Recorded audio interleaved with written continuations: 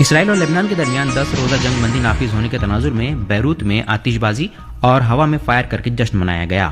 یہ جنگ بندی کل رات سے شروع ہوئی ہے اور اس کے نتیجے میں لڑائی عارضی طور پر رک گئی ہے۔ اس کا مقصد سفارتی رابطوں کے لیے گنجائش پیدا کرنا ہے۔ امریکی محکمہ خارجہ نے کہا کہ عارضی جنگ بندی کا مقصد اسرائیل اور لبنان کے درمیان مستقل سلامتی اور امن سمجھوتے کی سمت خلوص نیت کے ساتھ مذاکرات کی راہ ہموار کرنا ہے۔ امریکی صدر ڈونلڈ ٹرمپ نے اس 10 روزہ جنگ بندی کا اعلان کیا۔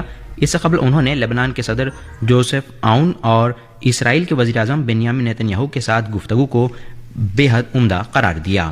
صدر ٹرمپ نے سال 1983 کے بعد سے دونوں ملکوں کے درمیان پہلے با مقصد مذاکرات کے لیے وائٹ ہاؤس میں دونوں رہنماؤں کو مدعو بھی کیا۔ مزید تفصیل ہمارے نامہ نگار سے۔ اس جنگ بندی کو اعتماد سازی کے اقدام کے طور پر دیکھا جا رہا ہے۔ صدر ٹرمپ نے نائب صدر جے ڈی وینس، وزیر خارجہ مارکو روبیو اور جوائنٹ چیف آف اسٹاف کے چیئرمین کو ہدایت دی ہے کہ وہ پائیدار امن کی خاطر دونوں فریقوں کے ساتھ مل کر کام کریں۔ ادھر لبنان نے وسیع تر تصفیے کے تحت اسرائیلی فورسز واپس بلائے جانے، اسرائیل کی جیلوں میں بند لبنان کے قیدیوں کی رہائی اور بے گھر عام شہریوں کی واپسی کی اپیل کی ہے۔ ایران کی پشت پناہی والے مسلح گروپ حزب اللہ کو مذاکرات سے پوری طرح الگ رکھا گیا۔ ادھر اسرائیل کے وزیر اعظم بنیامین نیتن یاہو نے یہ واضح کر دیا ہے کہ اسرائیل جنوبی لبنان سے واپس نہیں جائے گا، جو حزب اللہ کی بنیادی مانگ رہی ہے۔ نیتن یاہو نے یہ بھی کہا کہ اس گروپ کو پوری طرح تحلیل کیا جانا چاہیے۔ یہ پوزیشن کسی بھی سمجھوتے میں بنیادی تضاد کو ظاہر کرتی ہے۔ امریکی صدر ڈونلڈ ٹرمپ نے یہ دعویٰ کیا ہے کہ ایران افزودہ کیا گیا اپنا یورینیم حوالے کرنے پر رضامند ہو گیا ہے، جو ایٹمی ہتھیار بنانے میں استعمال کیا جا سکتا ہے۔ انہوں نے وائٹ ہاؤس میں نامہ نگاروں سے کہا کہ دونوں ملک امن سمجھوتے کے قریب پہنچ گئے ہیں۔ صدر ٹرمپ نے کہا کہ امریکہ اور ایران کے درمیان بہت کامیاب مذاکرات ہو رہے ہیں اور اس بات کا قوی امکان ہے کہ کوئی سمجھوتا ہو جائے گا۔ امریکی صدر ڈونلڈ ٹرمپ نے کہا ہے کہ اگر اسلام آباد میں ایران سے معاہدہ ہوا تو اس پر دستخط ہو گئے تو وہ پاکستان کا سفر کر سکتے ہیں۔ وائٹ ہاؤس میں صحافیوں سے گفتگو کرتے ہوئے انہوں نے کہا کہ ایران کے ساتھ جنگ بندی کی مدت بدھ کو ختم ہو رہی ہے، اس میں توسیع کی ضرورت نہیں کیونکہ اس تاریخ سے پہلے کوئی معاہدہ ہو سکتا ہے۔ ڈونلڈ ٹرمپ نے اس سلسلے میں وزیر اعظم شہباز شریف اور فیلڈ مارشل عاصم منیر کے کردار کو بھی سراہا۔ پاکستان نے اقوام متحدہ کے امن فوجی دستوں کے بہتر تحفظ اور مناسب وسائل کے ساتھ حقیقت پسندانہ مینڈیٹ کا مطالبہ کرتے ہوئے خبردار کیا ہے کہ محدود وسائل کے تناظر میں امن دستوں کو بڑھتے ہوئے خطرات کا سامنا ہے۔ سلامتی کونسل میں مختلف عسکری شعبوں کے حوالے سے اقوام متحدہ کے امن مشنوں پر بریفنگ دیتے ہوئے اقوام متحدہ میں پاکستان کے مستقل نمائندے عاصم افتخار نے کہا کہ عسکری شعبہ اقوام متحدہ کی امن فوج میں ریڑھ کی ہڈی کی حیثیت رکھتا ہے۔ انہوں نے کہا امن دستے پیچیدہ ماحول میں کام کر رہے ہیں جن میں ڈرون حملے اور دیگر غیر روایتی خطرات شامل ہیں۔ اقوام متحدہ کے امن مشنوں میں پاکستان کے دیرینہ تعاون کو اجاگر کرتے ہوئے پاکستانی مندوب عاصم افتخار نے کہا کہ پاکستان 6 دہائیوں سے زائد عرصے سے سب سے بڑے اور طویل عرصے تک فوجی خدمات انجام دینے والے ممالک میں شامل ہے۔ اسرائیل اور لبنان کے درمیان 10 روزہ جنگ بندی پر عمل درآمد آج سے شروع ہو گیا ہے۔ یہ اعلان امریکہ کے صدر ڈونلڈ ٹرمپ نے لبنان اور اسرائیل کے درمیان واشنگٹن میں ہونے والے مذاکرات کے بعد کیا۔ لبنان کے صدر جوزف عون نے معاہدے کا خیر مقدم کیا ہے۔ ایران، بحرین، قطر، اردن اور کینیڈا سمیت مختلف ممالک نے بھی جنگ بندی معاہدے کا خیر مقدم کرتے ہوئے امید ظاہر کی کہ اس سے تنازع میں مزید کمی آئے گی۔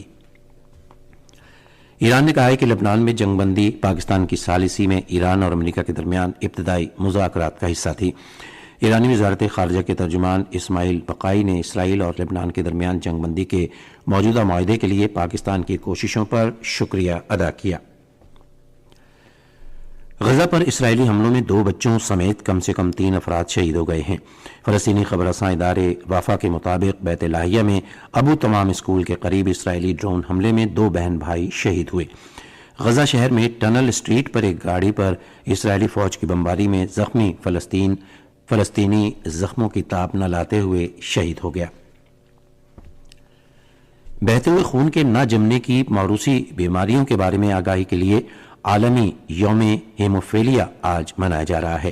اس سال کا موضوع ہے تشخیص دیکھ بھال کا پہلا قدم، جو تشخیص کی اہمیت کو اجاگر کرتا ہے جو علاج اور دیکھ بھال کا بنیادی مرحلہ ہے۔ اس دن کا مقصد صحت کی دیکھ بھال کرنے والے پیشہ ور افراد کی مہارتوں کو مضبوط کرنے اور لیبارٹریوں کی کارکردگی کو بہتر بنا کر تشخیصی نتائج میں بہتری لانا ہے۔ وزیر اعظم محمد شہباز شریف اپنے دورے ترکی پر انطالیہ پہنچ گئے ہیں۔ نائب وزیر اعظم اور وزیر خارجہ سینیٹر اسحاق ڈار، وزیر اطلاعات و نشریات عطا اللہ تارڑ، معاون خصوصی طارق فاطمی اور وزیر اعظم کے ترجمان برائے بین الاقوامی ذرائع ابلاغ مشرف زیدی بھی ان کے ہمراہ ہیں۔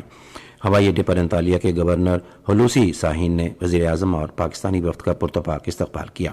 اس موقع پر ترکی میں پاکستان کے سفیر یوسف جنید اور اعلیٰ سفارتی حکام بھی موجود تھے۔ دورے کے دوران وزیر اعظم آج 5ویں انطالیہ ڈپلومیسی فورم میں شرکت کریں گے، جہاں وہ فورم پر پاکستان کا نقطہ نظر پیش کرنے کے لیے لیڈرز پینل میں شرکت کریں گے۔ اس موقع پر وزیر اعظم کی صدر رجب طیب اردوان اور دیگر اہم عالمی رہنماؤں سے دو طرفہ ملاقاتیں بھی متوقع ہیں۔ محکمہ موسمیات کی پیشگوئی کے مطابق آئندہ 12 گھنٹوں کے دوران خیبر پختونخوا، بالائی اور وسطی پنجاب، اسلام آباد، کشمیر، گلگت بلتستان اور شمال مشرقی بلوچستان میں تیز ہوائیں چلنے، گرج چمک کے ساتھ بارش اور کہیں کہیں اعلی باری متوقع ہے۔ اس دوران بالائی خیبر پختونخوا، کشمیر اور گلگت بلتستان میں بھی موسلا دھار بارش، جبکہ ملک کے دیگر حصوں میں مطلع جزوی طور پر ابرآلود رہنے کا امکان ہے۔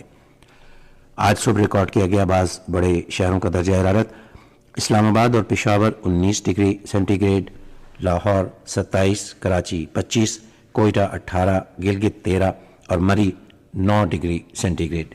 سری نگر، جموں، لیہ، پلوامہ، اننت ناگ، شوپیاں اور بارہمولہ میں مطلع جزوی طور پر ابرآلود رہنے، کہیں کہیں تیز ہوائیں چلنے اور گرج چمک کے ساتھ بارش کا امکان ہے۔ آج صبح ریکارڈ کیا گیا درجہ حرارت: سری نگر، اننت ناگ اور بارہمولہ میں 7 degree centigrade, Jammu 18، Leh -2، Pulwama اور شوپیاں میں 6 ڈگری سینٹی گریڈ۔ پاکستانی حکام امریکہ اور ایران کے درمیان مذاکرات میں ثالثی کی کوششوں کے ایک حصے کے طور پر بدھ کو تہران پہنچے۔ پاکستان نے گزشتہ ہفتے کے اختتام پر مذاکرات کی میزبانی کی تھی، لیکن دونوں فریق کسی معاہدے تک پہنچنے میں ناکام رہے۔ ایرانی وزیر خارجہ عباس اراغچی نے ہوائی اڈے پر پاکستانی حکام کا استقبال کیا۔ ایران کے سرکاری میڈیا نے کہا ہے کہ اس دورے کا مقصد امریکہ کی جانب سے نئے پیغامات کی ترسیل اور مذاکرات کے دوسرے دور کی منصوبہ بندی کرنا ہے۔ امریکی صدر ڈونلڈ ٹرمپ نے فاکس بزنس نیٹ ورک کے مارننگز ود ماریا نامی پروگرام میں انٹرویو کے دوران کہا کہ ان کے خیال میں ایران کے ساتھ جنگ کا خاتمہ بہت قریب ہے۔ ٹرمپ نے کہا، اگر میں ابھی اسی وقت جنگ بند کر دوں تو انہیں ملک کی تعمیر نو کرنے میں 20 سال لگیں گے، حالانکہ ابھی ہم نے ہاتھ نہیں کھینچا ہے۔ ہم دیکھیں گے کہ آگے کیا ہوتا ہے۔ مجھے لگتا ہے کہ ان کی معاہدہ کرنے کی خواہش بہت شدید ہے۔ بلومبرگ نے ایک ذریعے کا حوالہ دیتے ہوئے کہا ہے کہ امریکہ اور ایران اگلے ہفتے ختم ہونے والی جنگ بندی میں توسیع پر غور کر رہے ہیں۔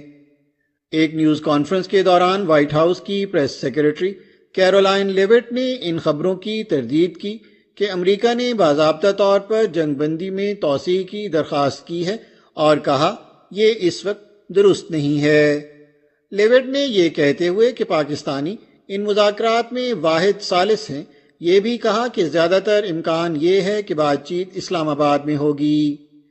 CNN نے ذرائع کا حوالہ دیتے ہوئے کہا ہے کہ توقع کی جاتی ہے کہ نائب صدر JD وینس مذاکرات کے دوسرے ممکنہ دور کی قیادت کریں گے۔ کئی ممالک کے وزرائے خزانہ نے ایران جنگ کے تمام فریقوں سے مطالبہ کیا ہے کہ وہ اس ماہ کے شروع میں طے پانے والی جنگ بندی کو مکمل طور پر نافذ کریں۔ جاپان، برطانیہ، Australia, Sweden, Netherlands, Finland, Spain, Norway, Ireland, Poland اور نیوزی لینڈ کے وزراء نے بدھ کو ایک مشترکہ بیان جاری کیا۔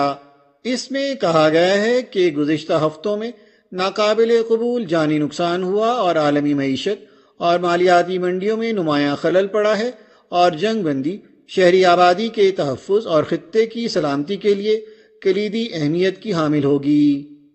اس میں دیرپا مذاکراتی حل اور آبنائے ہرمز کے ذریعے آزاد اور محفوظ جہاز رانی کی بحالی کا مطالبہ کیا گیا ہے۔